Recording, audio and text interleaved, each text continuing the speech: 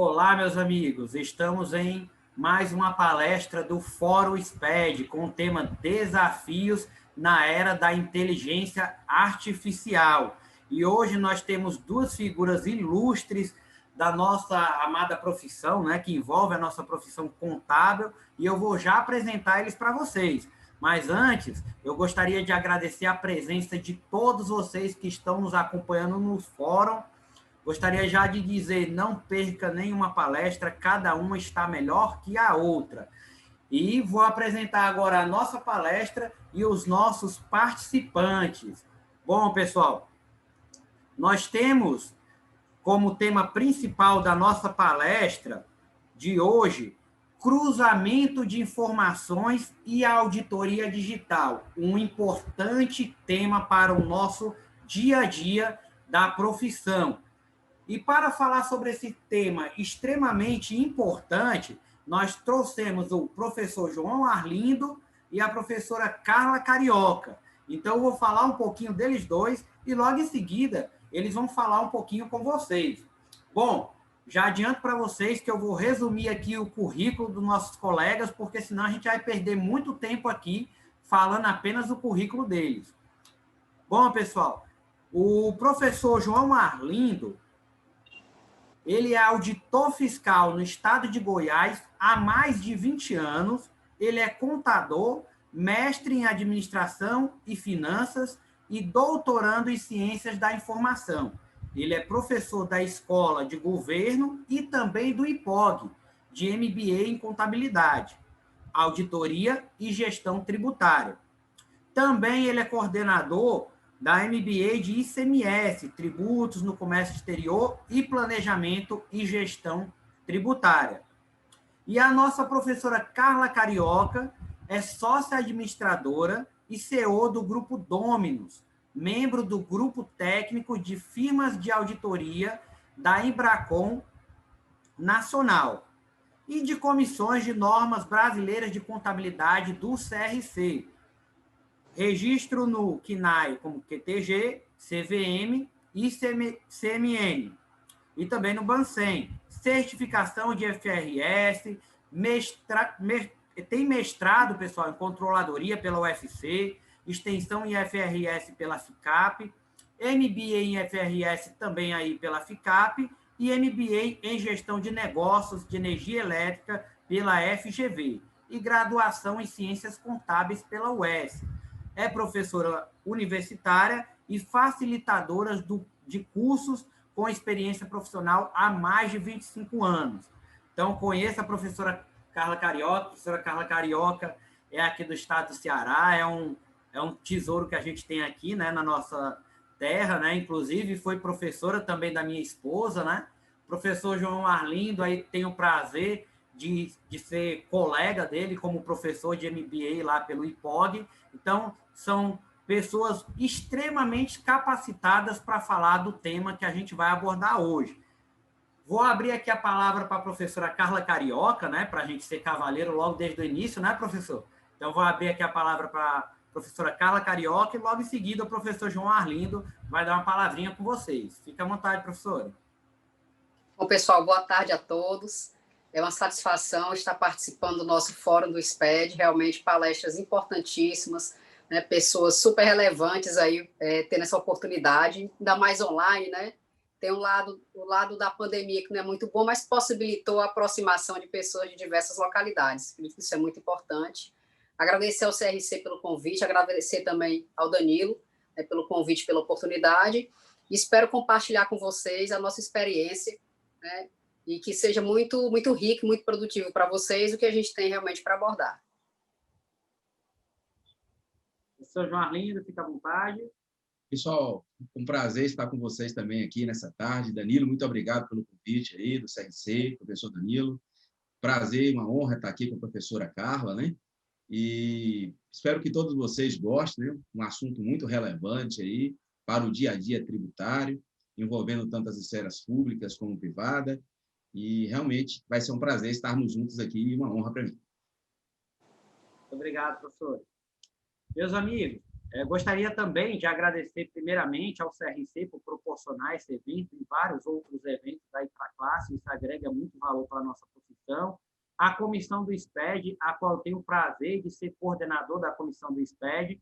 Para quem não me conhece, eu sou o professor Danilo Alves e atual coordenador da comissão do SPED Gestão 2020-2021. Então, eu sei que talvez vocês estivessem esperando aqui um colega um pouco louro, um pouco ruivo, né? Mas, infelizmente, ele não pôde participar e pediu para que eu substituísse ele. É o nosso colega Sherman, também da comissão. Então, gostaria de agradecer de antemão todos os membros da comissão que estão trabalhando aí com muito carinho para fazer um excelente evento para todos vocês. Então, acompanhe cada palestra, agradeço a todos vocês. E é claro que, para realizar um evento desse, a gente não poderia deixar de agradecer e deixar de precisar, né, dos nossos apoiadores e patrocinadores. Então, agradeço também a Fortes Tecnologia, que sempre está ali nos ajudando também a proporcionar esses eventos para a classe. Bom, sem mais delongas, vou passar aqui a palavra para o professor João Arlindo, que vai começar a fazer as ponderações aí sobre o nosso tema. Fique à vontade, professor, o show é seu. Obrigado, Danilo. Muito bem, pessoal. Nós estamos falando aqui, o nosso tema que foi proposto é cruzamento de informações e auditorias digitais. Quando falamos de informações fiscais, nós precisamos saber qual é a origem. O grande problema de uma informação é quando ela foi processada de forma errada, né? Então, nós sabemos que num sistema de informação, partimos do dado, que é processado e que se torna informação. E esta informação deve ser usada para produzir conhecimento, que é um processo seguinte. Então, todo sistema de informação funciona assim.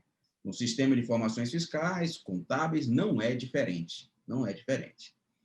Então, muitas vezes, quando há uma falha nesse sistema de informação, a informação final ela sai errada e as consequências é porque formam um conhecimento também errado em cima desta informação.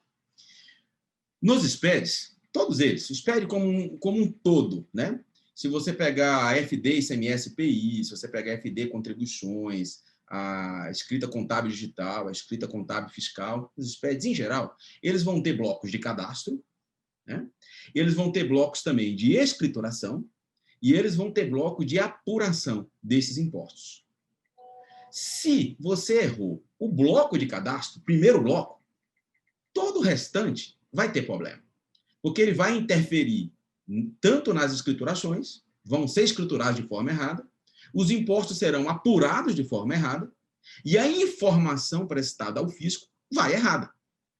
Uma informação errada prestada ao fisco, ela vai ser alvo, por exemplo, ou de uma crítica por uma malha desenvolvida pelo fisco e, posteriormente, esses indícios gerados nessas malhas poderão desaguar em auditorias fiscais, em buscas de evidências, e esses erros serão elencados, né, evidenciados, né, para ser utilizados como matéria de prova em autuações fiscais.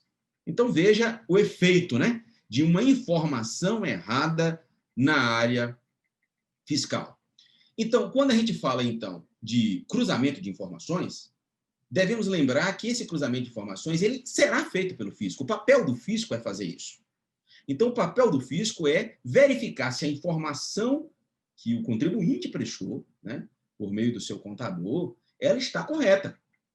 E ele faz isso de que forma?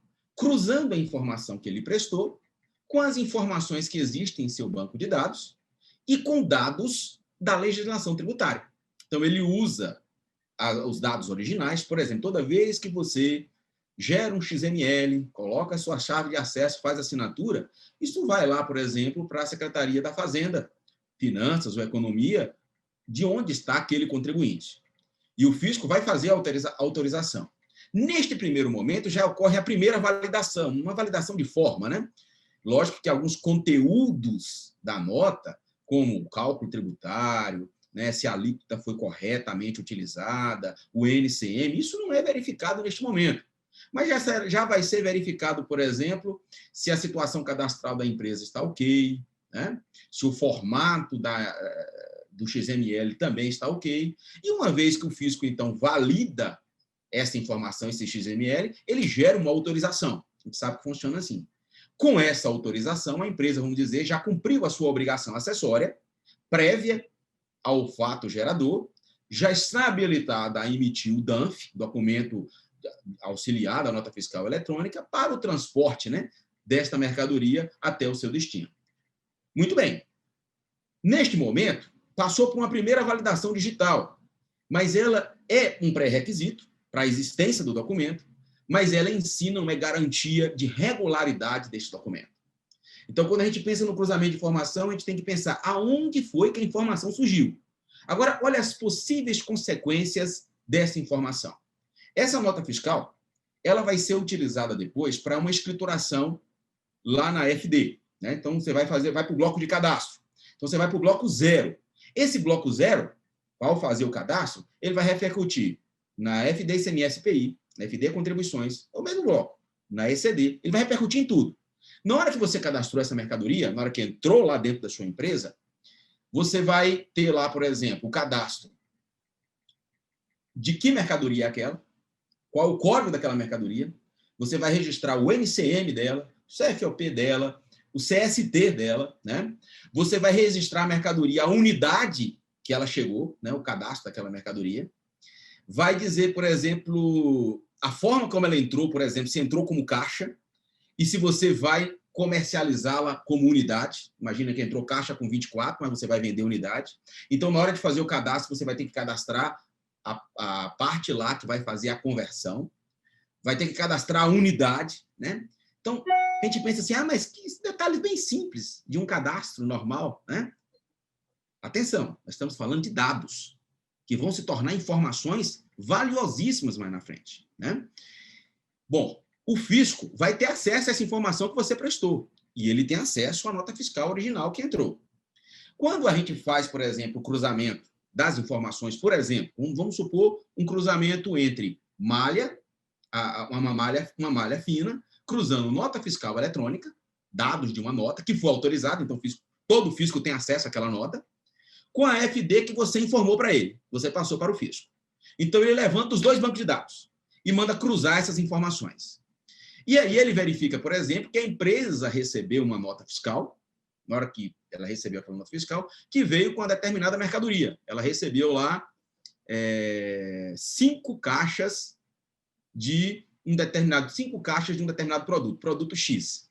Ela recebeu 5 caixas, com 24. A empresa esqueceu de fazer uma conversão, registrar lá no bloco de cadastro a conversão, que, na verdade, ela iria comercializar não a caixa com 24, mas a unidade. Então, cada caixa seria desdobrada em 24 unidades. Ela errou e não colocou.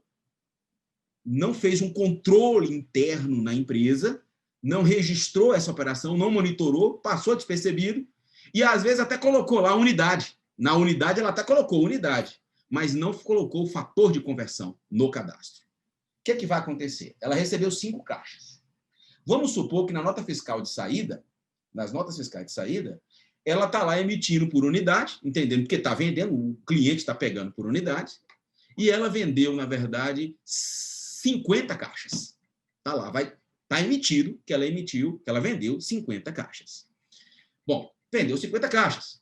Consequentemente, ela vai gerar um SPED com 50, com a saída lá no bloco C, por causa desse erro de cadastro, de 50 notas fiscais. É uma questão de forma, lá dentro da FD isso não é validado. PVA não valida essa situação.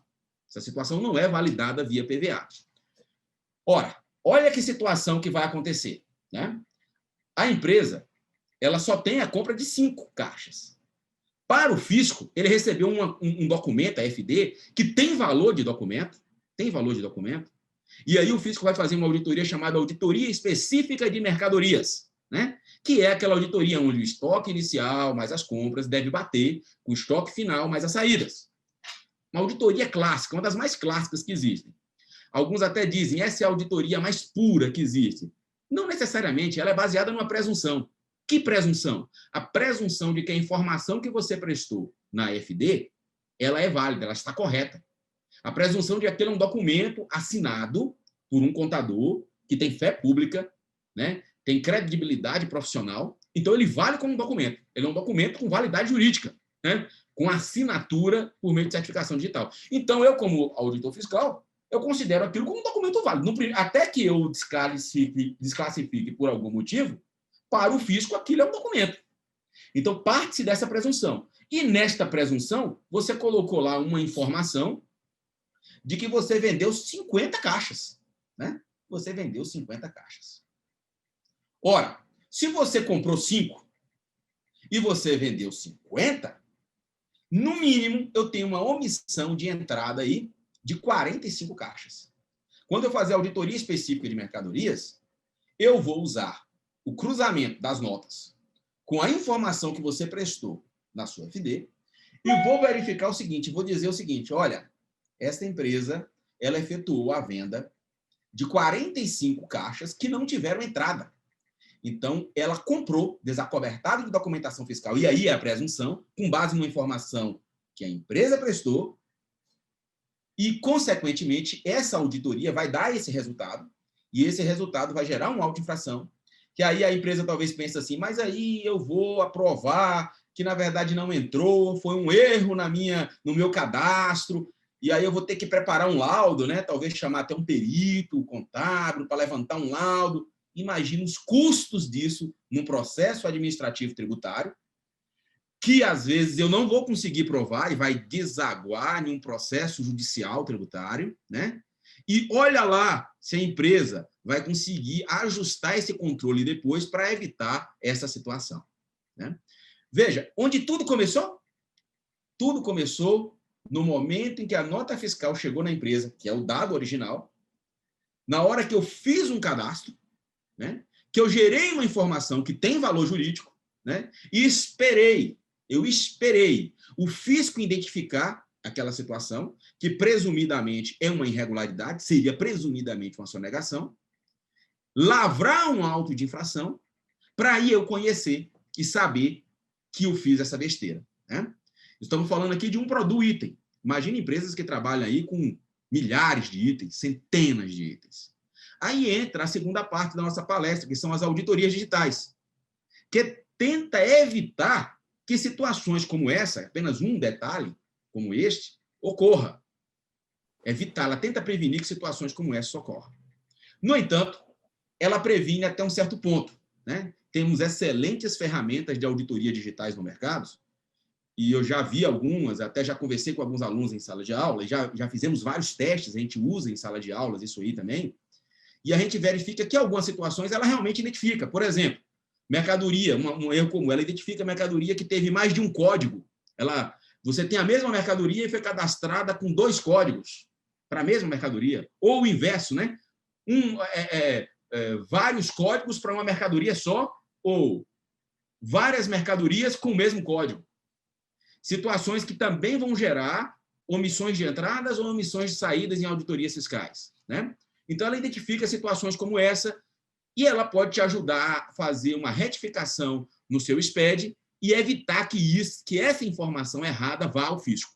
Então, você pode criar uma gestão de processo onde você vai controlar desde o cadastro, ao faturamento, à escrita fiscal e evitar que essa situação chegue. No entanto, tem outras situações que as auditorias de mercado ela não conseguem identificar. Por exemplo, erros na utilização de benefícios fiscais.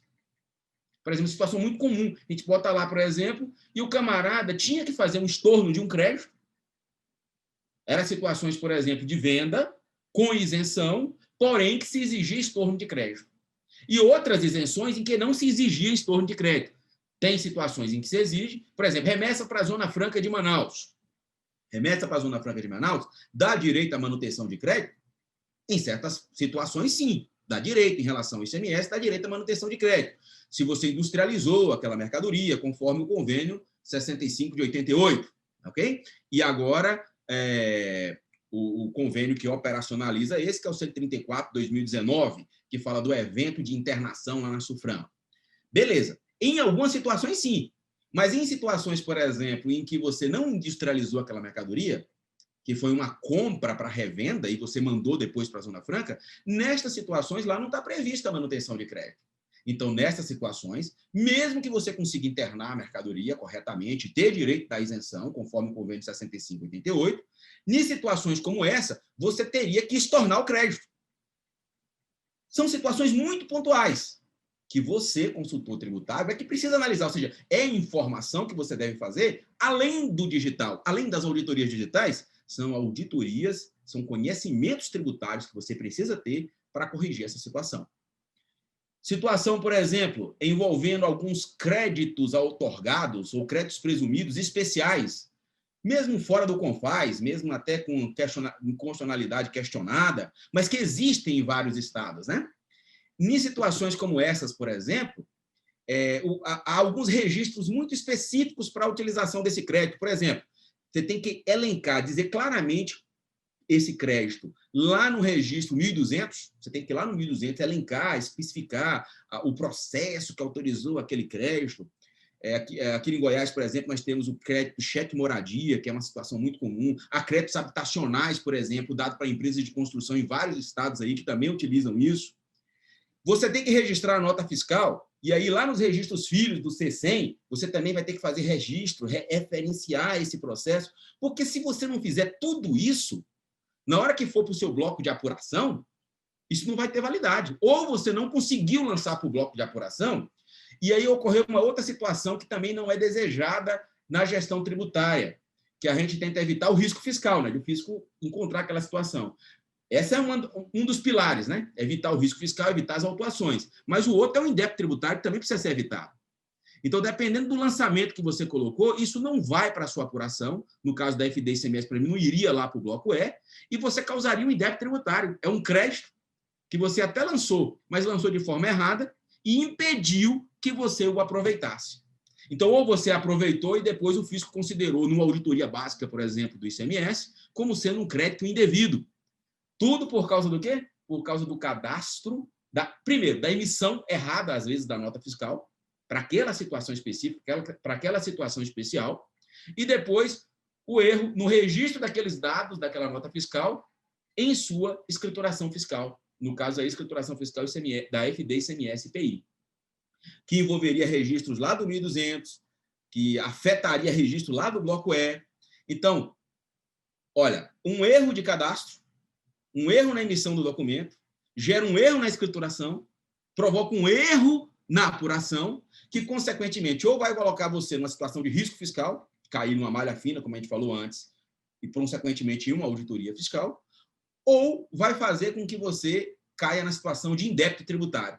Duas situações que todo gestor tributário de mercado deve evitar, né?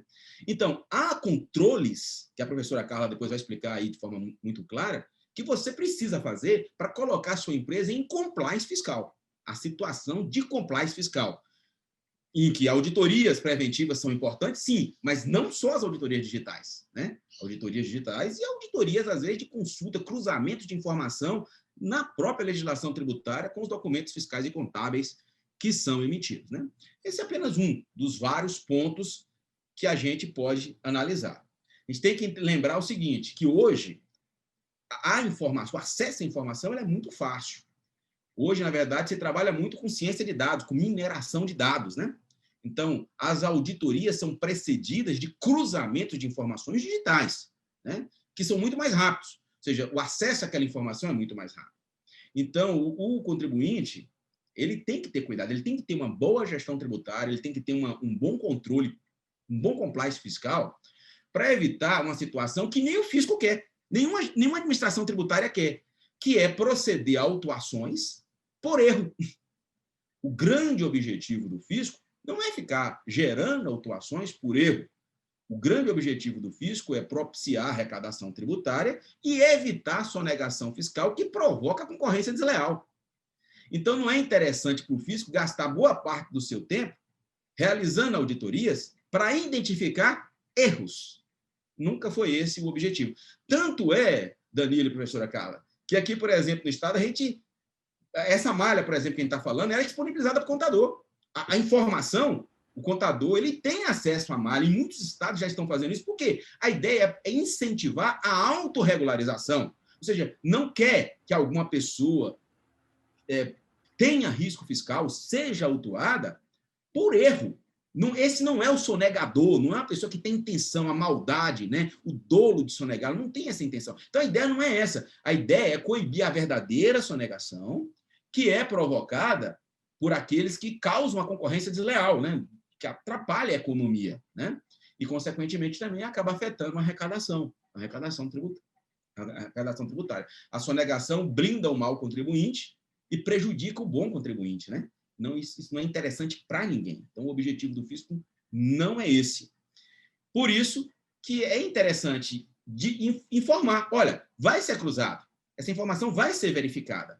E o fisco ele vai ter que usar o que você mandou, a informação que você mandou. Então, se você mandou errado, presume-se que você sonegou. Aí depois prova-se que não é verdade. Então, tem alguma coisa errada, tem algo que precisa ser corrigido aí. Há um profissional muito útil aí no mercado. É preciso um gestor tributário capaz de implantar controles internos, fazer um verdadeiro compliance fiscal desde o cadastro dessa mercadoria, com todas as suas situações, com a utilização de ferramentas de auditorias digitais e um conhecimento fiscal aprofundado, né? Tanto da escrituração como da apuração destes impostos, para evitar estes erros, né? Tanto erros que colocariam a empresa em risco fiscal, de multas, sanções, penalidades, como erros que poderiam gerar o indébito tributário, né? Nenhuma das duas situações é interessante para empresa nenhuma no mercado. De todas as duas, podemos dizer assim, ela está sendo penalizada. Nessa segunda, eu acho que ela é até mais penalizada. Muitas vezes, a falta de desconhecimento de profissionais no mercado pode provocar a seguinte situação. Eu trabalho só tentando evitar o risco fiscal. Então, para não ser autuado, eu exagero em algumas situações, deixo de aproveitar alguns créditos por desconhecimento ou por medo e provoco o indébito tributário. Ou seja, essa situação também não é interessante para as empresas. Entendo eu que nenhuma empresa quer isso. Então, em vez esse medo, essa falta de conhecimento, né, vamos dizer assim, essa imperícia na questão fiscal, faz com que eu próprio puna o meu cliente, puna o contribuinte, causando indébitos tributários, né? Então, nenhuma das duas situações é interessante. O princípio é encontrar formas lícitas, o mais lícito possível, de economia tributária, ou seja, trabalhar dentro dos parâmetros do compliance fiscal, os cruzamentos aí, tanto da legislação tributária, dos aspectos contábeis, né? As tecnologias aplicadas, ou seja, toda a interdisciplinaridade envolvendo a área fiscal deve ser matéria de conhecimento de um analista de mercado para que ele consiga colocar a empresa em verdadeiro compliance fiscal. Era isso aí, professora Carlos. Eu queria ver, assim, a senhora como é uma consultora de mercado e tal, né? Como é que a senhora abordaria, né? Como é que lidaria com situações como esta, por exemplo, para evitar essas duas situações, né? Evitar essas situações para realmente promover um planejamento tributário lícito, né? Lícito, legal, em seus clientes, né? Obrigada, professor João Arlindo. Realmente muito importantes, né? As suas colocações, né? São bem relevantes, pertinentes e voltadas para situações que são delicadas, são simples, né? Ao mesmo tempo que são simples, elas são delicadas, se tornam complexas, porque o que é que acontece? O que é que a gente percebe aqui, até da experiência que eu tenho, né, e da prática que eu tenho dentro da própria auditoria, a gente percebe que muitas vezes essa pessoa que está dando entrada na nota fiscal, ela não está preparada para fazer adequadamente esse registro. Dar uma entrada em nota fiscal, pessoal, não é um simples copiar e colar, né?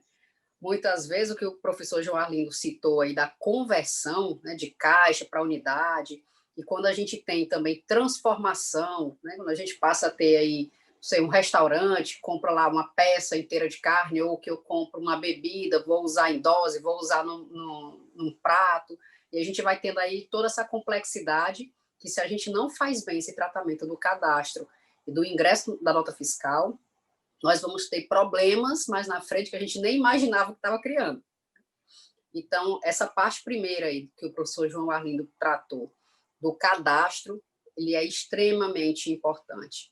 Às vezes, você deixa de tomar um crédito que você poderia tomar, porque você usou o NCM inadequado, ou porque dentro da classificação que você fez, né, de toda a codificação, você não fez adequadamente, ou porque você tem dois cadastros para o mesmo produto, um era para estar desativado, porque teve alguma mudança de tributação, que é comum existir também, e você acaba disponibilizando o cadastro errado. Então, aí, dessa mesma forma, você vai incorrer em erros. Até usando o seu exemplo, professor João Arlindo, né, de comprar em caixa para vender em unidade, não fazer essa conversão, o que é que vai acontecer? O seu estoque ele vai ficar negativo.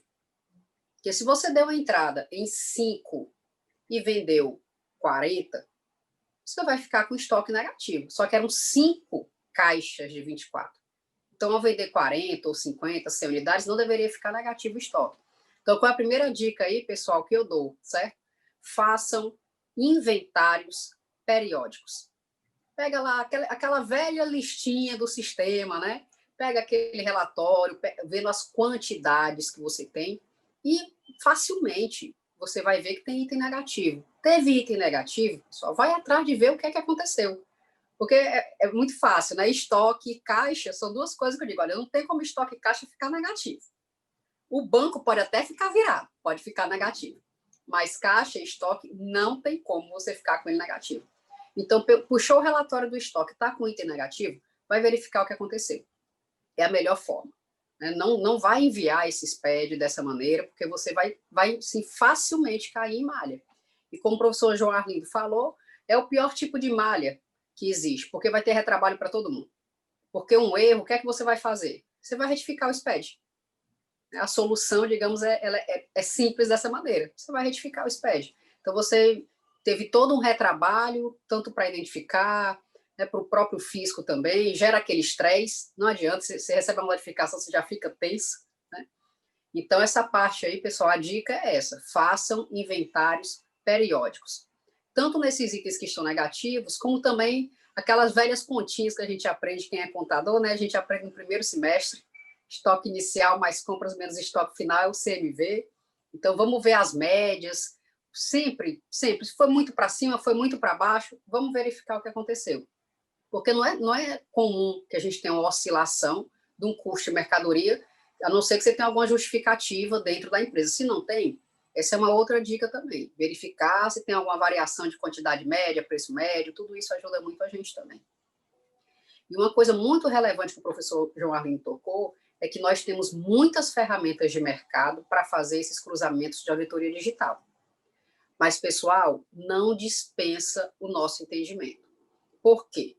Porque você imagina, por exemplo, você pegou todas as notas da empresa, colocou lá no sistema, e a gente também usa, tá? Lá no escritório a gente usa pelo menos 2 para fazer todos esses cruzamentos. Então, você coloca lá todas as notas fiscais. Agora, imagina que a pessoa que estava fazendo o lançamento lançou a mesma nota fiscal em 2 meses diferentes. Ou pior, em 2 anos diferentes. Você não vai pegar. O sistema não vai pegar esse tipo de movimentação que aconteceu. Você teria que ampliar até mesmo para um BI. Está sendo mais comum a gente usar até mesmo o BI para fazer esse complemento, né, em relação aos sistemas. Então, existe sempre aquele bom senso, a análise. Se a gente está utilizando de ferramentas digitais, é para a gente ter tempo de analisar. Então, nós estamos tirando esse trabalho mais operacional que a gente tinha antes e que nos faltava tempo depois para analisar. Então, é o inverso, pessoal, agora.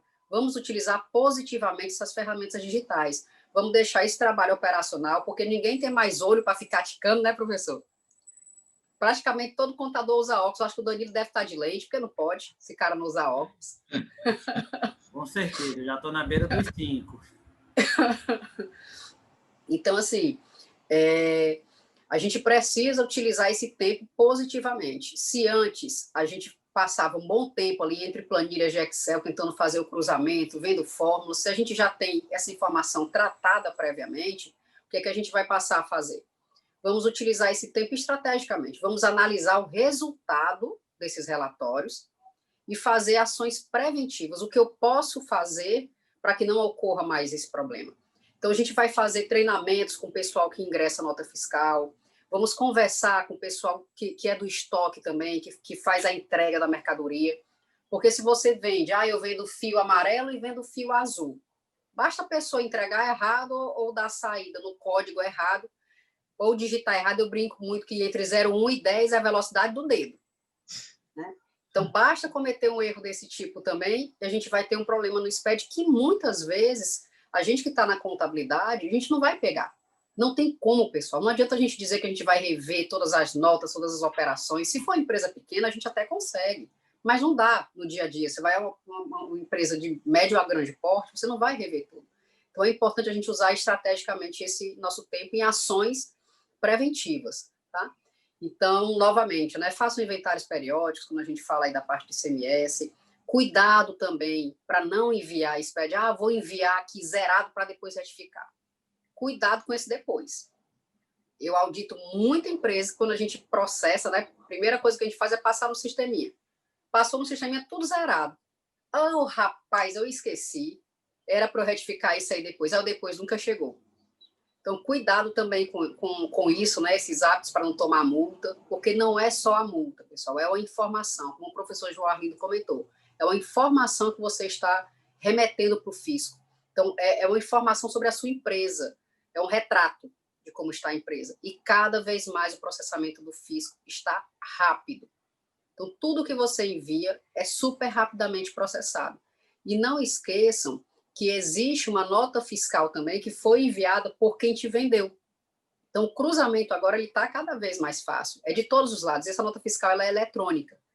Então, em segundos, ela vai chegar no fisco. E a gente está se atendo muito aqui também, falando muito do SPED, o ICMS, né? O SPED fiscal. Mas a gente tem ECD, a gente tem ECF, a sopa de letrinhas, ela realmente é muito ampla. Então, não esqueça que você, na ECD, você vai mandar suas demonstrações contábeis. Que se você tem auditoria, tem que estar batendo com o que você registrou na junta comercial ou com o que foi auditado. Se você tem uma ECF, tem que cruzar com a sua DCTF também. Então, cruzamentos aqui, eu acho que a gente podia fazer um fórum só de cruzamentos se a gente quisesse, Danilo. Não vou nem me ater tanto a isso. Mas só realmente informar que existem maneiras, né, preventivas a gente fazer tanto esses cruzamentos iniciais, esses sistemas que estão disponíveis, como inventários físicos. Então, você viu, dentro da contabilidade, você está vendo alguma coisa que está destoando, vamos atrás de descobrir. Não vá passar para frente o SPED, não, porque a conta chega depois. Achei muito interessante, professora. Esse primeiro registro aí, quando a senhora fala, por exemplo, o cara mandar o SPED zerado, uma das críticas que toda malha tem eu até separei ela aqui, o arquivo sem registro C100. Ou seja, foi verificado que tem nota, e você mandou o SPED zerado, ou seja, C100 zerado. Isso é automático. Isso aí não precisa de... Isso aí é tipo assim, abriu a malha da empresa, não está lá a informação. Bateu, voltou, né? Alguns estados mandam para o contribuinte, como eu falei aqui, outros não mandam, mas o fisco tem acesso à informação. É só ele pegar, eletronicamente ele já tem. Ou seja, isso não é uma informação que ele vai atrás, como utilização indevida de benefícios fiscais, crédito indevido, não estorno, são situações que dependem de mais análise. Essas não, essa é muito direta, né? Valor, por exemplo, errou aí o 0,110, né? Errou alguma coisa lá. Cruzamento, valor da nota não bateu com o valor que está lá declarado, automático. Ou seja, são indícios gerados automaticamente. E a repercussão nos SPEDs realmente é outra coisa importantíssima, né? Por exemplo, dependendo do que você lançou lá no bloco G com ativo imobilizado, esse ativo imobilizado ele tem que seguir a mesma conta contábil que está lá na ECD. Ele tem que ser igual. Se não for igual, inclusive, e até para fiscalização do ICMS, a gente usa o que está lá na ECD. Existe a escrita auditoria contábil fiscal, que também pega essa operação, né? Faz cruzamento, ou seja, de informações entre fiscos estaduais, federais, municipais, que vai pegar todos esses outros SPEDs aí. Então, não tem jeito realmente. Um SPED, primeiro, o bloco 0 vai afetar todos. O bloco de escrituração vai ter os blocos correspondentes, né? Em um e no outro. E os de apuração também. Então, vai acabar interferindo no outro. Eu achei interessante também essa questão dessas ações que a pessoa deve tomar, as várias ações que ela deve tomar. E uma coisa que eu acho interessante, que até com os alunos em sala de aula a gente fala bastante, é ele trabalhar muito com um processo organizado, ele montar um processo fiscal organizado, né? Nesse processo fiscal organizado, ele deve, como a senhora falou bem aí, corretíssimo, treinar o pessoal que está lá no departamento de compras, de estoques, que vai receber essa mercadoria, que vai lançar essa mercadoria no sistema, treinar o pessoal que vai emitir a nota fiscal de venda, né? O pessoal do faturamento. Precisa cadastrar um novo produto, o cara tem que ter um POP, um manual, alguma coisa, porque ele não dá para você falar assim, eu vou botar profissionais fiscais, sempre um especialista fiscal para trabalhar no ou seja, é irrealista pensar assim. Então, deve ter um treinamento. Mas, acima de tudo, esse treinamento deve ser dado, manuais devem ser criados e documentados, né? Deve estar lá documentado. Para quê? Para que uma equipe especializada, mais do que nunca, eu digo que é difícil você falar, eu tenho escritório de escrituração fiscal que também faz isso. Você vai fazer um mais ou menos, realmente não dá. São serviços diferentes. Você vai ter que criar unidades específicas, eu acho que vai ter que ter um público aí, um escritório de auditoria mesmo, alguém que vai prestar esse serviço de compliance fiscal, que vai para dentro da empresa, é um outro nicho de trabalho, né?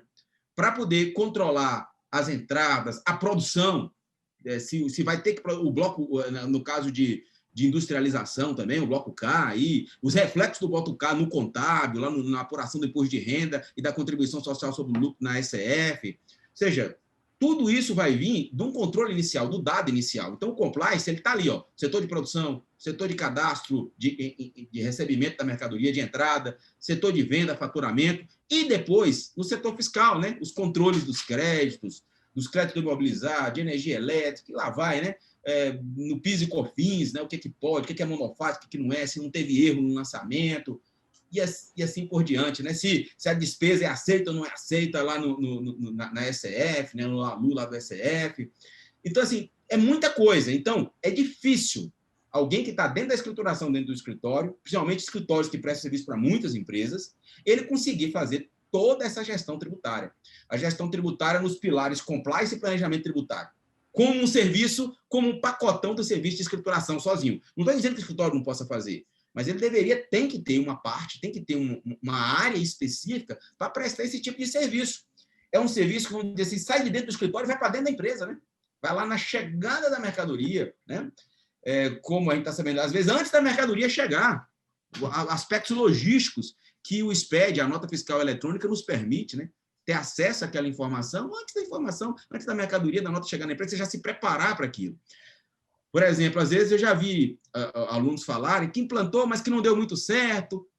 Mas não deu certo por quê? Olha, se você fez todo esse processo, montou, documentou, agora se você vai achar assim, pronto, dei treinamento, deu manual e o camarada vai fazer. Um mês ele faz, segundo mês já não faz mais, terceiro mês já era. Primeiro, que a gente tem que entender que vai ter uma resistência. Ninguém quer que aumente um serviço na empresa, ninguém quer ser cobrado. Então, o compliance, até o compliance no sentido geral mesmo, lá na ISO, né, ele envolve o apoio da alta administração. Então, eu entendo que se você vai prestar esse serviço lá para a empresa, você tem que ter o apoio do dono, do proprietário, dos sócios diretores, para eles dizerem assim, não, nós vamos implantar isso aqui, né, nós vamos regularizar nossa situação fiscal. E o funcionário tem que entender que depois que você deu o treinamento, que você montou os manuais, que você montou os guias, que aquilo será monitorado. Então, é um serviço constante. Eu digo que a nova contabilidade ela vai ter que trabalhar assim. Não é só escriturar, ela vai ter que monitorar e auditar os controles que ela criou. Né? Os controles, que são controles internos que a gente viu lá na faculdade mesmo, de auditoria, né, professora? Tem que ter controle para ser auditado. Se não tem controle, eu vou auditar o quê? Então, tem que criar o controle. Olha, cadastrou um novo produto? É um novo produto? Esse novo produto eu já parametrizo meu sistema de informação para gerar lá um receptório de dados, para saber que todo produto novo que foi cadastrado, ele vai ser verificado. Para saber se o camarada que cadastrou, por exemplo, cadastrou de acordo com aquelas regras. Ou pelo menos uma amostragem significativa, né? De acordo com as regras de amostragem de auditoria. Seja, mas, assim, é preciso criar esse processo fiscal, um processo realmente algo sistemático, né, de análise, onde todo mês, antes daquela informação, isso para os SPEDs mensais, para as notas fiscais diárias, né? Nós temos SPEDs diários, com as notas fiscais eletrônicas, SPEDs mensais e SPEDs anuais. Então, antes do envio de qualquer um desses, tem que ter um certo controle, tem que ter um processo estruturado, e não esperar que, depois que essa informação já chegou na contabilidade, saia apagando incêndio. Até um certo ponto dá para salvar alguma coisa, mas tem coisa que não tem mais jeito, né? A velha máxima, né, do pau que nasce torto nunca se endireita, né? Mas é também porque, professor João Arlindo, uma coisa é a gente identificar. No momento que eu identifico que eu tenho um problema, eu vou realmente tratar os controles para fazer a melhoria. Mas a gente sabe que controle interno, como a própria realidade da empresa, ela vai mudando. Eu vou tendo alterações de processos, quando eu mudo o sistema, com certeza eu vou ter mudança dos meus processos. Se eu mudar pessoas também, não der o treinamento adequado, então tudo isso vai modificar o meu processo, o meu controle interno. Então eu tenho que identificar, tenho que regularizar, dizer qual é o procedimento, qual é o processo, qual é o controle que eu tenho que fazer, e eu tenho que fazer o monitoramento. Que o monitoramento que é essa retroalimentação, porque tanto eu posso ver uma possibilidade de melhoria, uma oportunidade também, porque o risco ele também pode nos trazer uma oportunidade. Sim. Então, tudo isso é um ciclo. Né? Eu identifico, eu aplico o processo, o procedimento, o controle interno, eu faço um monitoramento e ele vai se retroalimentando. Porque não adianta a gente, não, eu dei o treinamento para o pessoal do cadastro, está tudo ok. Aí você vai vendo novos produtos. Você não vai garantir. Isso está em constante movimento, não é estático. A gente tem que lembrar que a empresa ela é um organismo vivo. Né?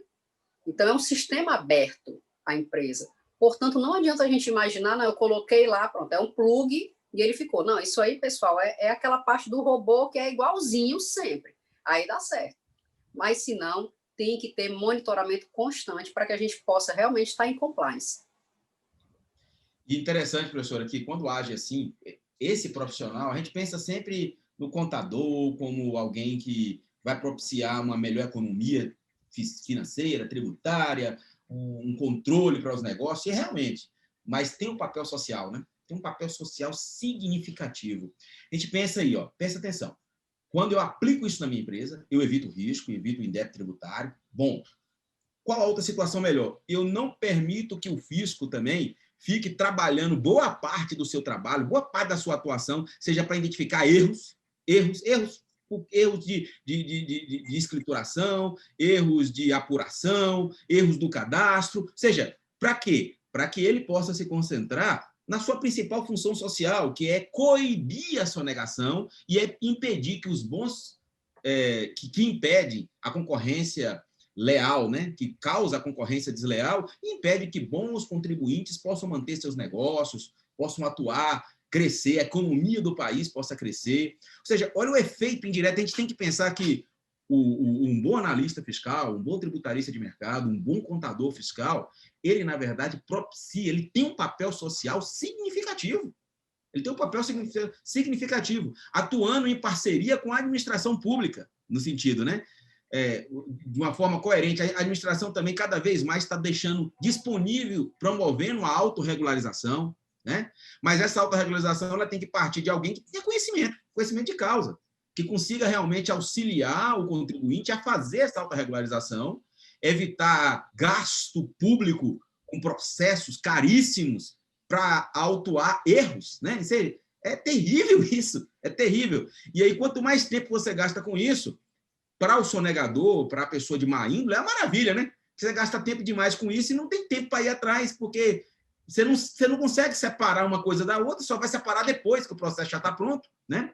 Então, existe um papel social muito relevante entre se aplicar o compliance fiscal. É assim, quando a gente começa a ver isso, a gente começa a ver, além do aspecto monetário, do serviço, de novos nichos de serviço, realmente é uma área fiscal, as perspectivas para 2021 são maravilhosas, né?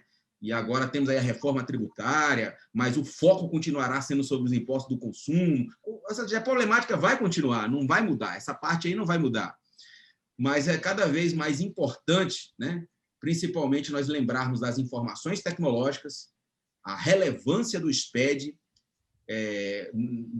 o divisor de água que foi o SPED, em trazer as informações contábeis, fiscais para o mundo digital, a rapidez de acesso às informações e a necessidade de profissionais qualificados no mercado para cumprir esse papel social, né? Proteger o seu contribuinte, mas proteger também o erário público, proteger o bem-estar social, né, das empresas, né? Ou seja, há um papel, há uma relevância e uma beleza nessa autuação, né? Quando a gente coloca a coisa nesse âmbito, a gente de ver o papel social que esses profissionais têm, a coisa toma uma figura até melhor, né? Ou seja, vale a pena o esforço, vale a pena investir, vale a pena lutar por isso. É difícil, o contribuinte não entende às vezes, vale a pena parar um pouquinho, explicar para ele por que ele precisa te contratar, por que ele precisa dessa prestação de serviço, né? como isso vai ser bom para ele, mas tem algo a mais, né? Vai ser bom para a sociedade como um todo, né? Tem um papel social relevante. Perfeito. Eu vejo muitas vezes algumas pessoas, professor Joalino, reclamando da sopa de letrinhas, né? Que é muito SPED, é muita informação, mas ao mesmo tempo a gente teve um ganho de tempo também muito grande em tudo isso digital, né? Em realmente fazer o processamento operacional, fazer as informações da melhor forma possível e rapidamente a gente consegue ter tudo processado. E aí a gente fica realmente com o tempo disponível para pensar mais estrategicamente, tudo dentro, claro, né, do que seja lícito, mas nos dá mais tempo, até como profissionais né, da área contábil, de auditoria, a gente pensar mais estrategicamente, fazer planejamento tributário, e a parte de operacionalização a gente realmente deixa ali para os sisteminhas, a gente faz a análise, o processamento e fica mais tranquilo também, né? As parametrizações, né? Sim. Diante de tudo que vocês expuseram para a gente até agora, né, a gente se depara muito com a necessidade constante de atualização. Então, a gente às vezes reclama, né, muitas das vezes que não tem oportunidade no mercado de trabalho, mas a gente consegue sentir que tem poucos profissionais capacitados, então há uma demanda muito grande. Desde o início eu sempre tive em mente que o que é fácil, todo mundo faz, mas o que é complexo, dificilmente uma pessoa que não tiver capacitada não vai fazer. E tudo que a gente está falando aqui, a gente vê que não tem essa facilidade toda. Então, você realmente precisa entender, como vocês bem mencionaram, essa sopa de letrinha. É uma sopa de letrinha que hoje, como profissionais, nós somos obrigados a saber. Então, hoje, praticamente é o beabá do contador, é o beabá da auditoria também. Por quê? Porque através desse conhecimento que a gente realmente vai conseguir interpretar se a gente está mandando a informação correta para o fisco, se a gente está trabalhando a informação com qualidade dentro da empresa. Então, hoje a gente ainda sente muito essa dificuldade. O próprio CFOP, o CST, a necessidade de criar, por exemplo, como vocês mencionaram, um processo de gestão interna que controle o operacional da empresa, a questão de treinamento, a questão de cadastro de produto, porque hoje a gente vê no mercado que tem muitos sistemas que são amarrados. Então, às vezes, a gente se depara na sala de aula e tem colegas que trabalham com, não são da área contábil, mas são da área de compras, área de faturadores, e às vezes se pergunta, professor, não sei o que é o CFLP. E aí a gente às vezes tem que tentar entrar naquela percepção do dia a dia dele para tentar entender qual o problema. E às vezes a gente se depara com alguns sistemas de mercado que tentam facilitar, por exemplo, o faturamento e acaba que, digamos que, deixando um pouquinho, não é que seja escondido, digamos, guardado para que seja transmitido, para que seja feita uma nota fiscal de forma mais rápida. Por exemplo, substituição tributária, tem um CFOP específico, tem um CST específico. Então, muitas das vezes, lá no sistema só tem uma pequena descrição, venda por substituição tributária. Então, quem está emitindo aquela nota, muitas das vezes, não sabe qual o CFOP que está indo naquela emissão daquela nota, não sabe qual o CFP que está sendo emitido naquela nota.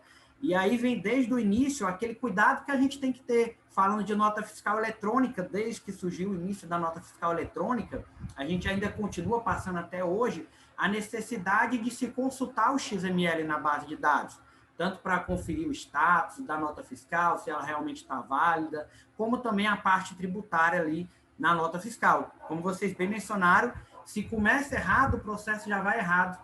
Então, se a gente traz uma nota errada, escritura aquela nota, por exemplo, uma nota de mercadoria para revenda, como material para uso e consumo, ela já começou errado na sua emissão, já vai entrar na sua escrituração fiscal errada e já vai desaguar na contabilidade também errada, gerando todo um processo errado. E isso acaba causando tudo isso que a gente viu, né, que são problemas que vão ser encontrados lá nos cruzamentos fiscais, que são encontrados também facilmente aí nas auditorias. Isso cria um leque de opções de produtos que hoje, com toda essa atualização, principalmente aí depois desse período que a gente teve de pandemia, de novos negócios. Então, são novos negócios que a gente pode implementar, as empresas contábeis, os profissionais contábeis podem implementar aí para, como colocar as empresas em compliance fiscal para mandar uma informação cada vez com mais qualidade. E aí fica o alerta, né, que a gente sempre alerta, nós vamos ter muitos estudantes aqui também no fórum, então fiquem atentos, pessoal, busquem cada vez mais qualificação, porque o mercado exige isso. Então, quando a gente fala do C100, do C170, isso hoje, ou melhor dizendo, desde o início, mas a percepção hoje está maior, isso não é uma linguagem de profissionais da tecnologia da informação, não é uma linguagem de profissionais da TI, por exemplo. Isso é uma linguagem extremamente hoje contábil e fiscal. Hoje nós somos obrigados a entender essas letras. Em algumas consultorias, principalmente, professores, de bloco K, que vocês citaram, né? O bloco K. É muito complicado você implantar o bloco K. Por quê? Às vezes a empresa já tem um processo de controle muito bem elaborado, com vários processos, mas ela não consegue implantar o bloco K. Muitas das vezes porque nem as empresas de sistema e nem quem está operando conhece a sopa de letrinhas. Então, tem processo que vai entrar no bloco K e tem processo que não vai entrar no bloco K. Então, para eu conseguir implantar, eu vou precisar entender aquela sopa de letrinha. E aí é que vem todos esses cuidados que a gente tem que ter. E aí a gente cai numa discussão, que eu até queria ouvir a opinião de vocês, que desde o início, quando surgiu o sistema público de escrituração digital, aqui a gente está indo um pouco mais para o viés fiscal, mas o mesmo vale para o viés contábil também. Desde o início do sistema público de escrituração digital, a gente absorveu o sistema público com o intuito de simplificação dos processos, simplificação das escriturações. E aí eu queria ver a opinião de vocês nessa simplificação. Professor João Arlindo, por exemplo, se tem se o governo de forma geral, está trabalhando com alguma forma de simplificar ainda mais os processos, se tem alguma coisa aí para vir de simplificação, e como vocês veem o sistema público de escrituração digital. Eu entrei na profissão praticamente um pouquinho antes do início, então eu peguei todos os problemas que a gente teve aí de início, de implantação de SPED fiscal, SPED contribuições, SCD, SF, sofri com tudo isso. Não tinha, hoje nós, graças a Deus, temos vários treinamentos online, como esse fórum aqui, que é muito enriquecedor para quem está assistindo também. Então, hoje nós temos várias videoaulas, mas quando começou o SPED não tinha, era uma dificuldade muito grande para encontrar qualquer instrutor. Então, a gente era obrigado a interpretar aquela linguagem técnica do guia prático ao pé da letra, né? A gente não tinha as ponderações que a gente tem hoje, vários canais aí de mídias que nós temos acesso à informação hoje. Então, essa dificuldade existia desde o início e ela trouxe um impacto bom. Por quê? Ela, digamos que forçou todos os profissionais a voltar para a sala de aula. Voltou os profissionais a se reinventar. E hoje, com uma linguagem padronizada, a gente consegue otimizar os processos. Então, hoje tem empresas que não lançam nem um débito, nem um crédito. É tudo automático. No máximo, ela vai lançar ali uma depreciação, um custo, mas a grande parte dos lançamentos contábeis, da escrituração fiscal, existem algumas empresas hoje que faz tudo isso automático.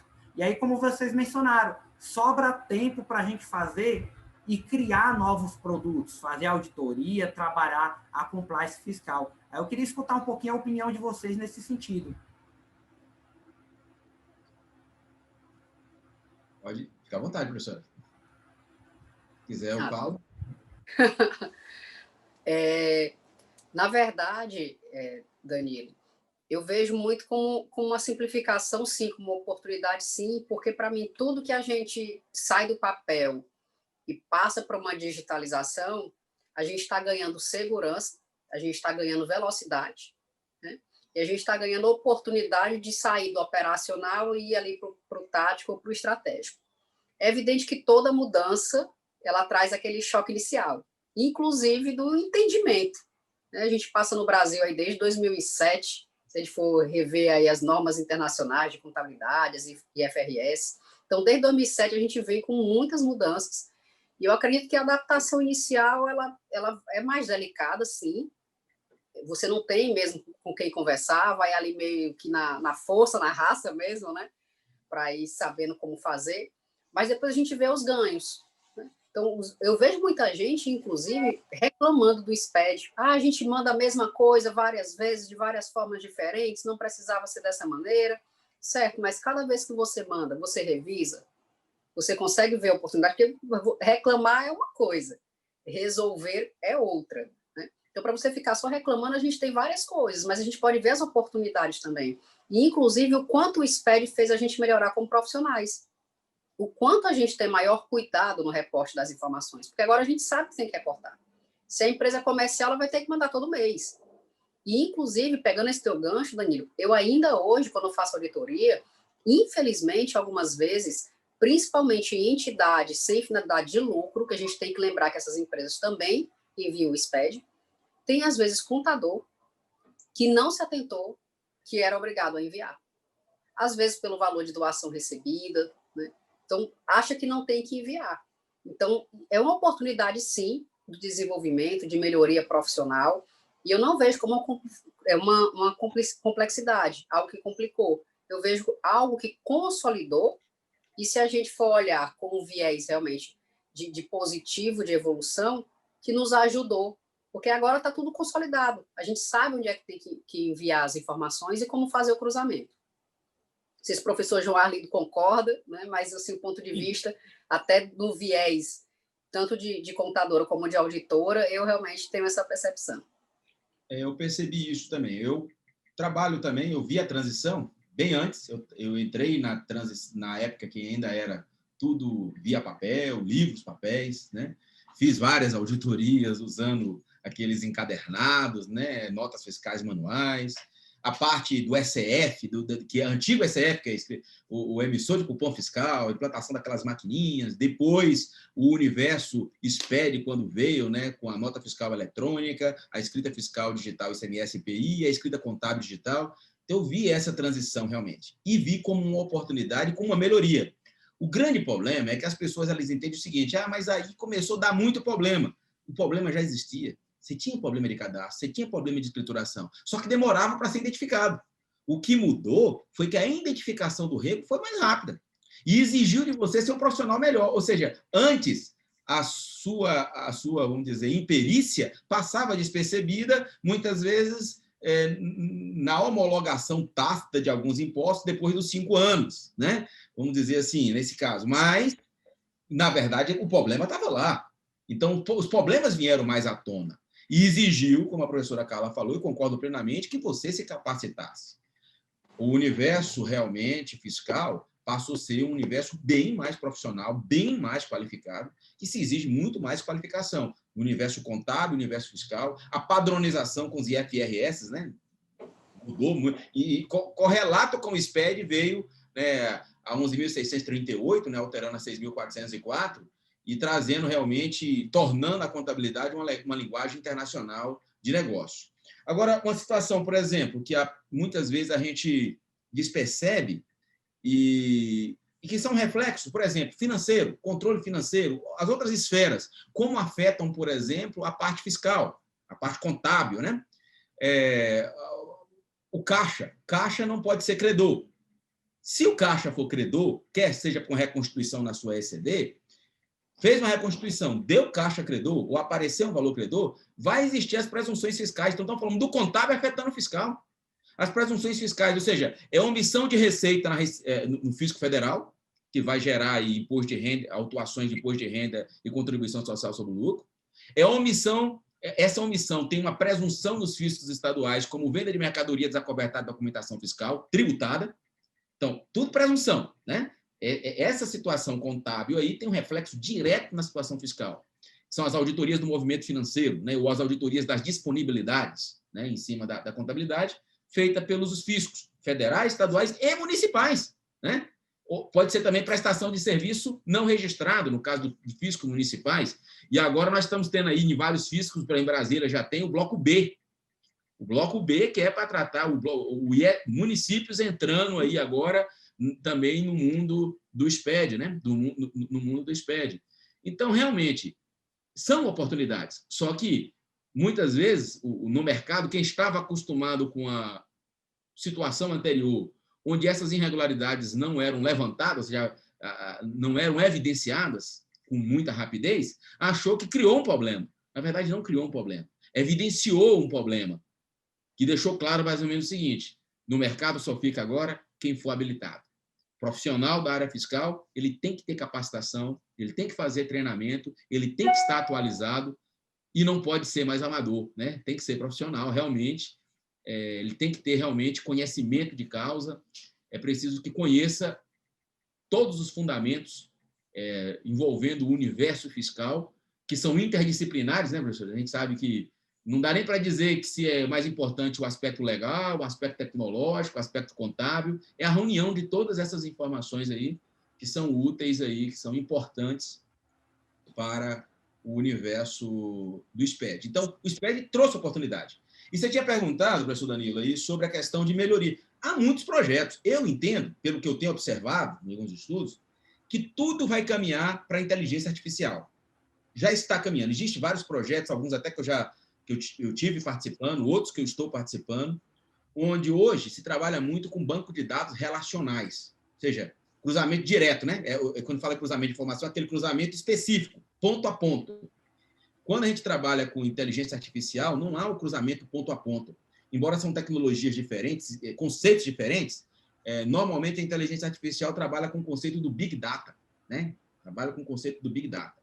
E o Big Data, na verdade, ele é um grande receptório de informações e onde, com a inteligência artificial, você ensina os sistemas de inteligência a pegar essas informações sem ser de forma relacional.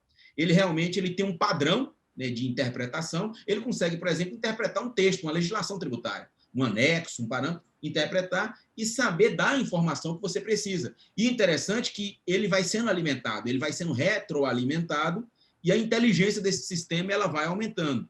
Então, já existem vários sistemas de auditoria, depois, até com o tempo, a gente pode mostrar aqui alguns sistemas que a gente até já trabalhou junto com algumas equipes aqui, que ele trabalha, por exemplo, tem um colega desenvolve um sistema maravilhoso nesse sentido, chamado ILP, Identificador Lógico de Produto, o Eugênio, já trabalhamos juntos, onde ele, por exemplo, verifica possibilidades de erro quando a pessoa erra um NCM, quando ela cadastra um produto de forma diferente, por exemplo, saiu da indústria com um código, né? Vamos dizer, o correto seria ela seguir o padrão, um jeitinho lá do código de barra. Mas a empresa não segue. Aí chega no atacadista, ela muda, vai para o varejista, ela muda de novo. Ele consegue, usando ferramentas de inteligência artificial, rastrear esse produto desde da indústria e mesmo que você mude, mesmo que você altere o código desse produto no atacado, no varejo, até chegar ao consumidor final, ele consegue identificar que é aquele produto ou se não é aquele produto. Então, com padrão de inteligência artificial. Né? Então, algumas ferramentas de auditoria já estão sendo desenvolvidas, mesmo antes do SPED migrar totalmente para a plataforma, para os sistemas de inteligência artificial, mas eu acho que eles estão caminhando para isso. Essa versão de SPED que nós conhecemos hoje, eu acho que ela já está com seus dias contados. Ela já está com seus dias contados. Há uma nova versão de SPED vindo aí, um novo horizonte se pontando, onde Big Data e inteligência artificial é a palavra do momento. Eu já vi falar bastante, por exemplo, em várias reuniões, de um tal de declaração assistida, que seria basicamente um SPED que não precisaria passar pelo PVA mais, acabaria essa questão dos PVA, de validadores. Essa declaração assistida, na verdade, eu mandaria para você praticamente a sua estruturação pronta, usando inteligência artificial. Então, a sua única função, a sua função única não, a função realmente relevante sua seria de analisar e verificar, olha, tem um crédito que não foi colocado aqui. Olha, essa situação aqui tem um ajuste que não foi considerado porque eu tenho um termo de acordo, certo? Olha, minha empresa, ela trabalha com importação, então esse produto é importado e ela tinha um drawback lá cadastrado na Receita Federal, em que eu não preciso pagar um drawback suspensão, mas eu exportei de novo esse produto e foi convertido em drawback isenção. Ou seja, conhecimentos profundos da área fiscal, que esse não tem jeito. O fisco vai fazer como se fosse um padrão geral e você vai trabalhar analisando esse arquivo e vai validar ele ou não. É você que vai validar. Então, quem é que vai validar? Aí sim, não adianta mais o conhecimento superficial. Você vai trabalhar justamente nas nuances tributárias, nos detalhes tributários. Ou seja, olha a importância, olha o novo profissional que vai vir com uma ferramenta como essa. Aí a pessoa diz, mas agora ficou complicado demais, né? Que bom, se você acha que ficou complicado, porque vão ser poucos que vão estar lá. Mas os que estiverem vão ser altamente valorizados, né? Vão ter um reconhecimento grande e vai valorizar a profissão será valorizada. E, principalmente, se ele entender o papel social, como a gente já falou, que isso aí pode trazer. Então, para mim, na minha visão, e eu acho que assim, é a visão realmente, a coisa caminha para o mundo Big Data, inteligência artificial e ao conceito de nuvem também aí, que tem a questão do sigilo, né, as informações sigilosas, há uma discussão muito forte sobre isso, é um outro padrão, mas eu acho que é quase que inevitável, porque fala-se muito da segurança de nuvens, vai ser uma discussão à parte, mas acaba que a nuvem ela é muito mais segura do que algumas formas de armazenamento que a gente vê hoje aí, que pode ser facilmente atacada, né? E já tem exemplos aí que atacaram. Então, no primeiro momento, parece ser extremamente inseguro, mas já existem padrões de segurança, tanto é que grandes empresas aí trabalham com isso. Já teve problemas? Teve problemas. Como os bancos de dados físicos também, localizados fisicamente, também têm problemas muito maiores, já enfrentam problemas, às vezes, muito maiores. Nós tivemos ataque no Pentágono, né? Tivemos ataque de hacks no Pentágono. Então, assim, às vezes a gente fala de uma questão, quando fala dessa parte de segurança da informação, que agora foi para o mundo digital, sempre a segurança da informação, o sigilo da informação, ele é importante ser analisado. Mas talvez a gente, numa nova tecnologia, a gente tenta travar ela, sendo precioso, fazendo um preciosismo demais com alguns pontos, e se esquece que a gente, na situação atual, não tem essa segurança toda também, né? Não existe essa... Nem quando era do mundo físico, não tinha essa segurança toda da informação. Podia pegar fogo, né? Quantas vezes pegava fogo lá no... Ou o camarada arrombava a porta e roubava aquela informação, né? Será que ali dentro daquela porta trancada ela está mais segura do que dentro de um banco de dados com a chave, né, de segurança lá criptografada? Né? Um código hash, né, aquela informação ali toda travada. Ou seja, a gente fica, às vezes, pensando muito numa coisa, querendo um 100% de segurança para uma situação que ela, mesmo não sendo talvez aquele 100%, ela já é muito mais segura que a situação atual, né? E a gente fica, às vezes, com a mente retrógrada, tentando impedir o progresso, impedir o avanço. Eu não estou falando apenas de mercado, não, estou falando em todo o setor, né? No público, no privado, em tudo. Ou seja, não tem jeito, a tecnologia ela vai avançar. A gente vai ter que trabalhar com tecnologia cada vez mais, né? E eu acho que até demorou. O SPED está demorando, porque já existem projetos muito bons e que ainda não engrenou por causa de algumas resistências, né, de algumas administrações e tal, que estão travando algumas tecnologias. Mas é um caminho sem volta, eu entendo, que esse sistema que nós temos hoje, ele já está arcaico. Ele foi um divisor de águas, mas ele já está arcaico. A próxima geração vai ser o SPED com inteligência artificial e Big Data, né?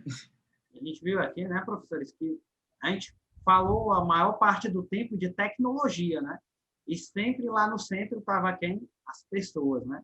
Por mais que a tecnologia seja avançada, as pessoas vão estar sempre ali no centro da atenção de todo o projeto, né? Se não tiver o treinamento, o projeto acaba que não tendo sucesso. E aí é um mercado muito grande que realmente a gente tem que se apropriar desse mercado, né? Buscar, como o professor já falou, está vindo muitos sistemas voltados aí para o Big Data, então, para quem está assistindo, já é até um ótimo curso para se procurar, né? Um ótimo para poder melhorar, para quando chegar já, na verdade já está chegando, né? Quando chegar a possibilidade de uma maior utilidade dessa ferramenta, a pessoa já está preparado para isso, né? Se antecipar aí ao cenário. E desde o início do SPED até as mudanças dos novos sistemas que estão para vir, sempre a pessoa vai estar lá no centro, e aí a gente tem que sempre estar mensurando isso, e o profissional tem que estar, digamos assim, atento que todo o treinamento que as empresas, todo o treinamento que ele faz, aquele conhecimento ninguém tira dele. Então, é um conhecimento que ele vai buscar através de um treinamento, é um final de semana que ele perde, é um dia, um feriado, que ele podia estar no feriado, mas ele está aproveitando num curso. Aquele conhecimento ninguém vai tirar dele, e aquele conhecimento vai render bons frutos lá para ele mais na frente, né? Então, uma pergunta, professores, já para eu já passar para vocês começarem aí algumas ponderações finais, né? Também, e aí fiquem à vontade para dialogar o tempo que for preciso, que é um conteúdo muito enriquecedor. vez por outra, a gente recebe uma pergunta: professor, como é que o fisco vai buscar informação? Como é que ele vai me fiscalizar? Eu sei que o professor, a professora Carla já falou também sobre isso, mas às vezes a gente recebe muito essa pergunta. E às vezes eu recebo essa pergunta no sentido de que eu passo muito para eles: olha, como o professor bem mencionou, o SPED é um grande banco de dados. Tudo que a gente faz é um grande banco de dados. Então, você imagina, se o fisco, as empresas têm todo aquele banco de dados, e o fisco ou a própria empresa vai precisar daquela informação para uma tomada de decisão, para um processo gerencial, ou mesmo para uma fiscalização, se ele tem aquela informação, ele vai se utilizar. Então, a gente tem que ficar bem atento, porque, por exemplo, se eu precisar numa fiscalização, ou mesmo no processo gerencial, para encontrar a minha receita. Então, eu vou ter a minha receita através do SPED fiscal, que tem os registros próprios. Vou ter a minha receita também na FD Contribuições, no SPED ECD, no SPED ECF.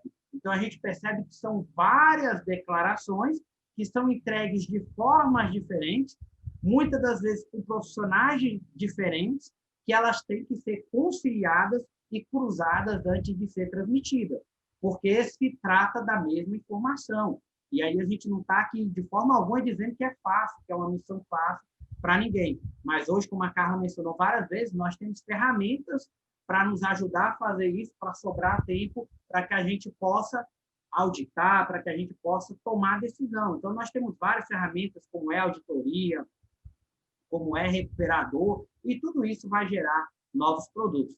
Então, deixo aí essas ponderações para vocês, professores, ficam à vontade aí para as considerações. Vou passar aí para a professora Carla, né? Fica à vontade, professora. Na verdade, Danilo, eu sempre comento o seguinte, que tudo que a gente tem de evolução, você estava comentando, né, que está tendo muita mudança digital, de tecnologia, eu sempre comento o seguinte: a tecnologia, ela vai substituir ou ela vai otimizar ou melhorar atividades, não pessoas. Então, nós, como pessoas, temos que aproveitar a oportunidade que a gente tem com o avanço da tecnologia para a gente também melhorar nos nossos processos, a forma que a gente faz as atividades. Então, se a gente for lembrar, não sei, 20 anos atrás, não tinha sistema contábil como a gente tem hoje. Quem ia pensar no ERP contábil? Não tinha, estava chegando a ERP para a empresa mesmo. Então, a gente fazia ali aquele lançamento, aqueles livros diários, livro Razão. O Danilo não chegou a pegar isso, não. Mas a gente fazia na mão, né? Era o lançamento na mão. Depois começou a ter o lançamento em sistema, e você tinha os digitadores, que eram as pessoas só para fazer aquilo dali.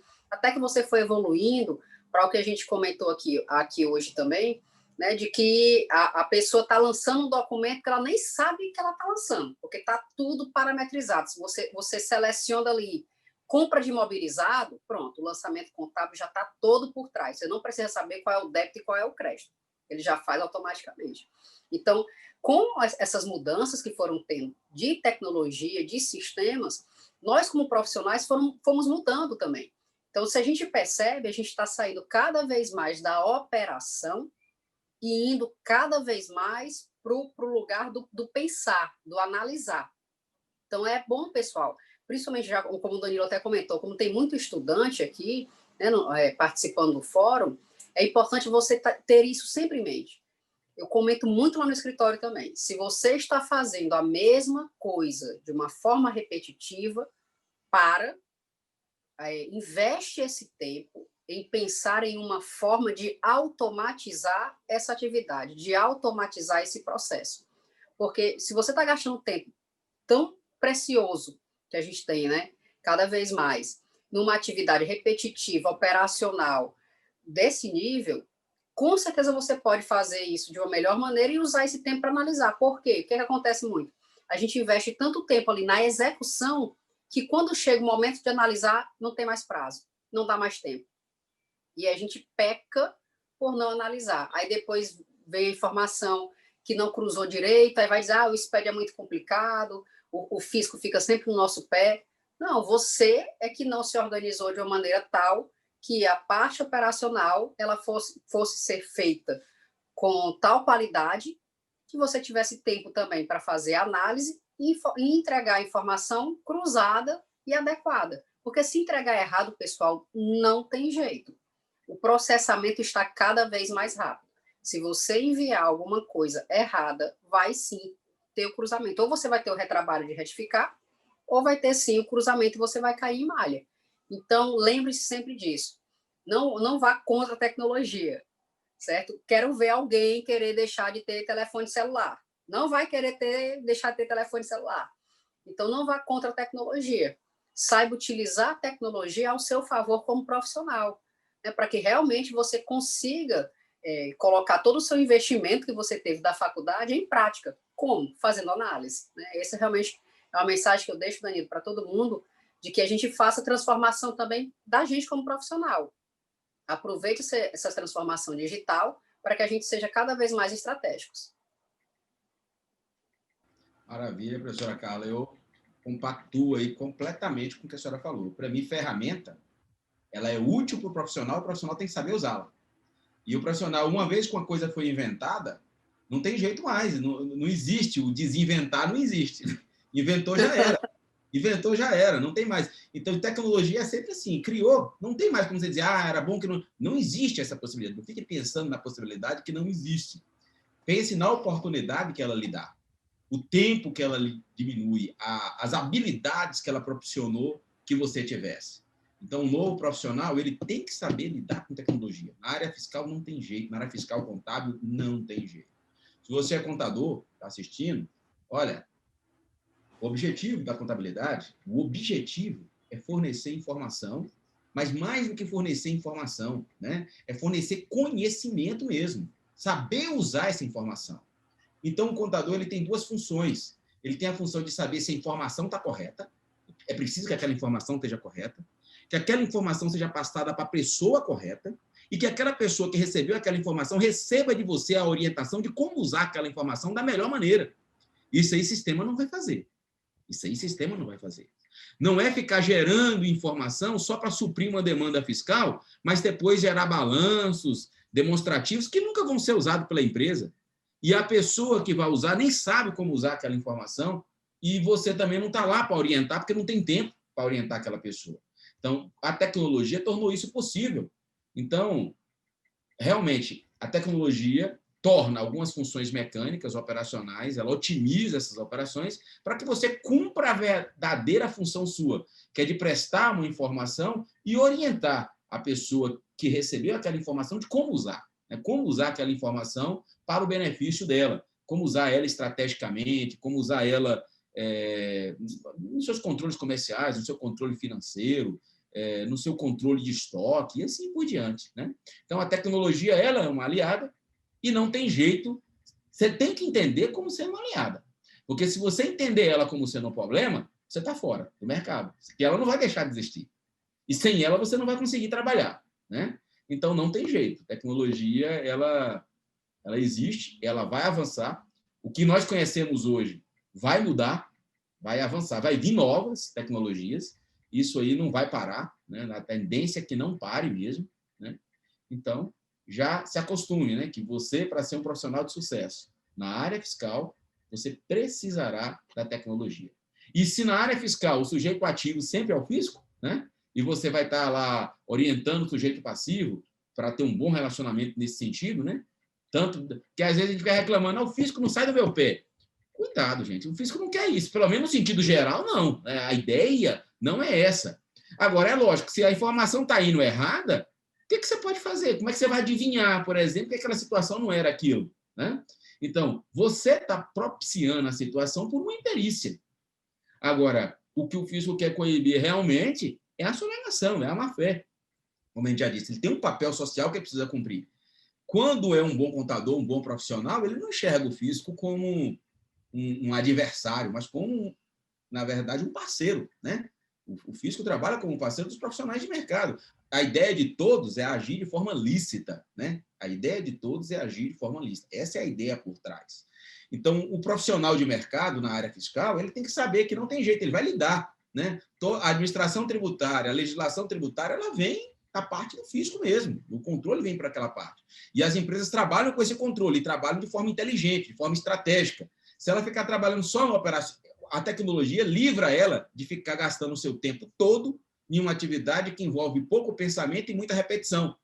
Realmente isso mudou. O profissional que antes quer voltar a agir de forma mecânica, de forma repetitiva, tecnologia é para isso, né? Sistemas existem para isso mesmo.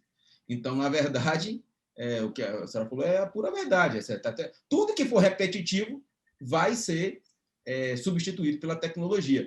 Alguns, até que só têm conhecimento tecnológico e não conhecem a fundo o que envolve as análises fiscais, o conhecimento fiscal, o conhecimento contábil, a parte de análise, a parte estratégica, os que não conheceram, eu já vi que um tempo atrás até disseram assim, o contador vai ser substituído pela tecnologia.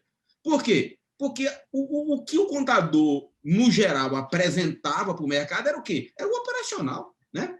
É o debita, acredita, no automático, se for assim, debita, se for isso aqui, acredita, e vai jogando lá. Ou seja, isso aí o computador sabe entender, é uma linguagem binária, né? É fácil de entender. A dualidade é muito fácil de ser entendida pelo computador. Aí o pessoal da tecnologia, se contabilidade é isso, o sistema faz, né?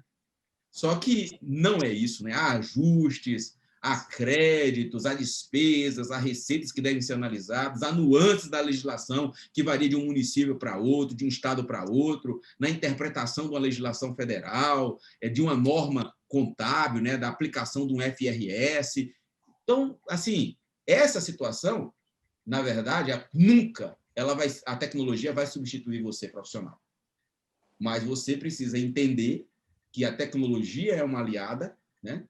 Que você precisa treinar, né? O tripé para o sucesso é treinar, treinar e treinar, não tem jeito, né?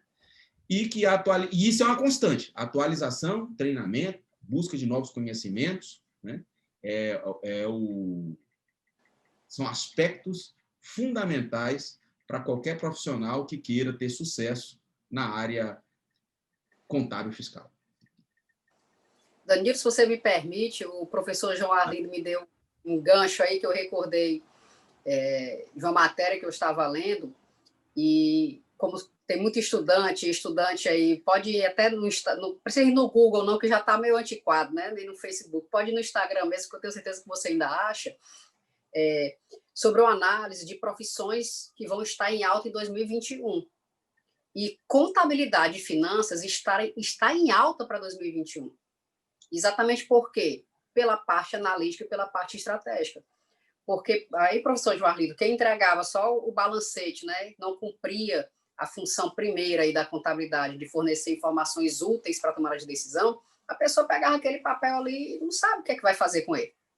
Então, realmente, essa parte de analisar é que vai fazer, no pós-pandemia, principalmente, onde o empresário precisa de alguém do lado dele que saiba interpretar os números, que saiba analisar aquelas informações. Então, lembra aí, tá, pessoal? Já que tem muito estudante, como o Danilo comentou, a profissão, né, de contabilidade e finanças está entre as profissões que vão estar em alta para o próximo ano, para 2021. Então, não acredite nessa história aí de que robô, de que tecnologia vai substituir contador, não.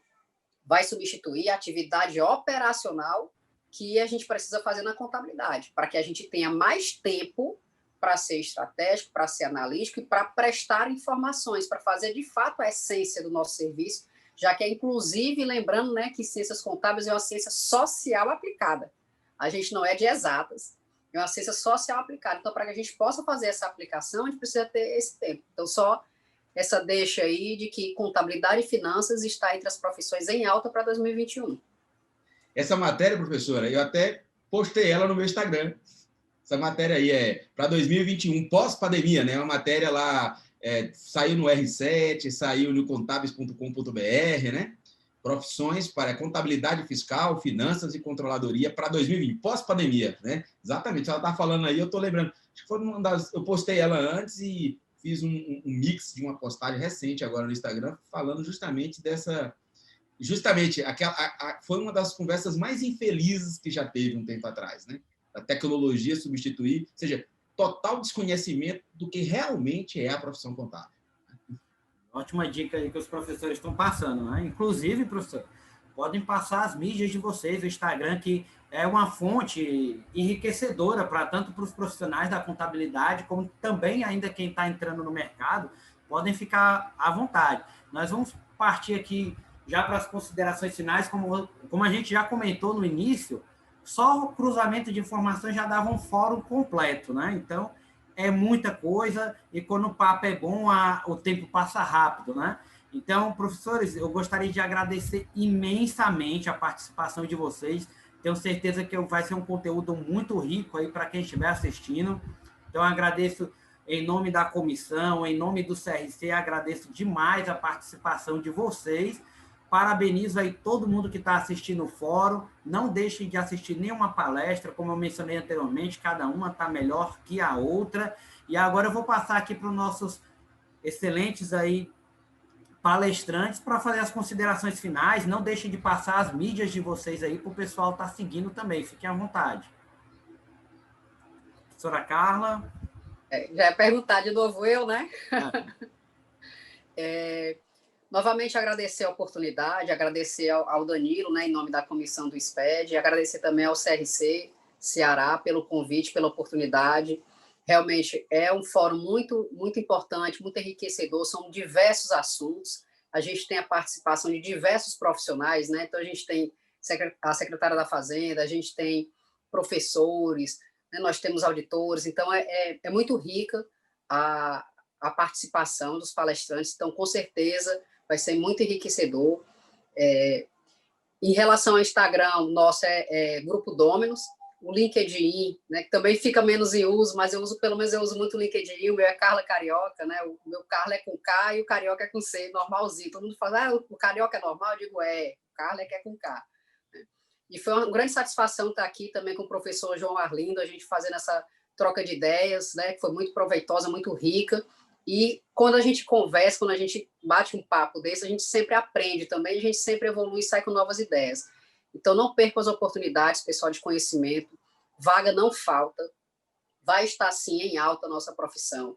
O que às vezes falta é a gente estar preparado para as oportunidades. Então, veja qual é o seu objetivo, o que é que você quer para a sua carreira e busque se profissionalizar, busque o conhecimento, se mantenha sempre atualizado, que com certeza essa receita aí é a melhor do sucesso que eu conheço. É você traçar o seu objetivo e ir atrás de fazer essa conquista. Também gostaria de agradecer, Danilo. Foi muito bom, né, o convite, o professor Danilo aí. Sucesso aí, né, na comissão aí do SPED. Obrigado ao CRC. A professora Carla, excelente, aprendi bastante aqui. Foi um bate-papo muito legal, né, junto com o professor Danilo também. Sempre é bom estarmos, né, enriquecedor a troca de conhecimentos, aspectos diferentes de abordagem. O fórum foi muito bom para nós e eu tenho certeza que você também não pode deixar de assistir, né, todas as palestras, que com certeza você estudante, você profissional de mercado, você só tem a ganhar, né?